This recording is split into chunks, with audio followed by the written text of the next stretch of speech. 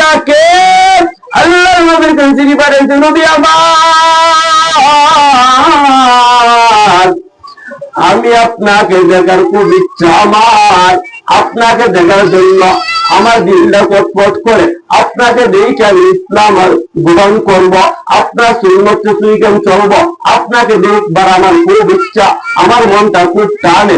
এজন্য নবীর কাছে চিঠি পাঠাইছে। নবী করিম সাল্লাল্লাহু আলাইহি ওয়াসাল্লাম চিঠির জবাব দিয়েছিলেন, তোমার আসার দরকার নাই, তুমি যেখানে আছো তোমার মার খেদমত তুমি করো, যদি তুমি তোমার মার খেদমত করো তাহলে তুমি জান্নাত কেন নিতে পারবা, আর যদি তোমার মা বদুয়া দেয় তাহলে আমার কাছে আইসাও তুমি সফল হইতে পারবা না। আল্লাহর নবী এই আল্লাহর ওয়ালি যখন নবী সাল্লাল্লাহু আলাইহি ওয়াসাল্লামে বার্তা দিয়েছেন, নবীজি উহুদের ময়দানে দাগ শুরু হয়েছে, উনি নিজের দাগগুলো ভেঙে ফেলছে।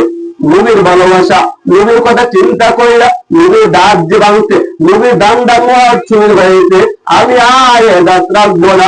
আল্লাহ নবী যখন দুনিয়া থেকে বিদায় চলে যাবেন, দুনিয়ায় থাকবেন না, দুনিয়া থেকে নবী চির বিদায় হয়ে যাইবার ঘুরে ঘুরে ভাই হযরত ওমর রাদিয়াল্লাহু তাআলা আনহুর কাছে দুইটা জামা দিয়ে গেছে। আল্লাহ নবী তাকাবে হযরত ওমরের কাছে দুইটা জামা দিয়ে নবী কয়, ওমর দুইটা জামা আমার এই পাগলকে তুমি দিবা আর বলবা, আর তার কাছ থেকে দোয়া নিবা, কার কাছ থেকে দোয়া নিবা? নবী সাল্লাল্লাহু আলাইহি ওয়াসাল্লাম দুনিয়া থেকে চির বিদায়, নবী আর দুনিয়াতে নাই। উনি যে নবীজির দেশে আসছেন, নবীর কাছে সাক্ষাৎ করবেন, আয়েশা শুনেন নবীজি আর নাই।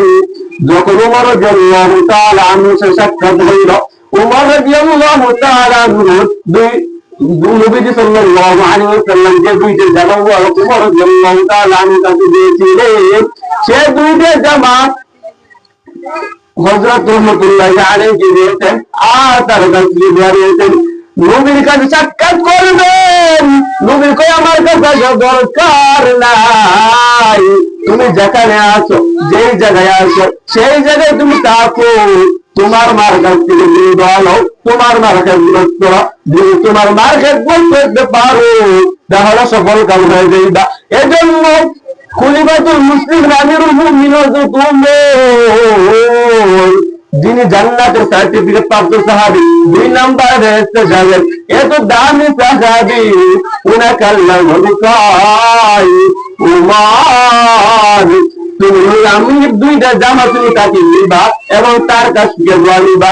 কেমন সম্মান মার খেদমত করলে, কেমন মর্যাদা নবী দিয়েছেন মার খেদমতের কথা, কেমন সম্মান দিয়েছেন আল্লাহ পাক, কেমন মহব্বত করেছেন সাহাবীরা পিতামাতাকে, যেমনই ভাবে সম্মান আল্লাহ দিয়েছেন, মায়া মহব্বত আল্লাহ দিয়েছেন পিতার প্রতি, তেমনই ভাবে মায়ের প্রতি আল্লাহ মায়া মহব্বত সন্তানের প্রতি এরকম ভাবে আল্লাহ দিয়েছেন।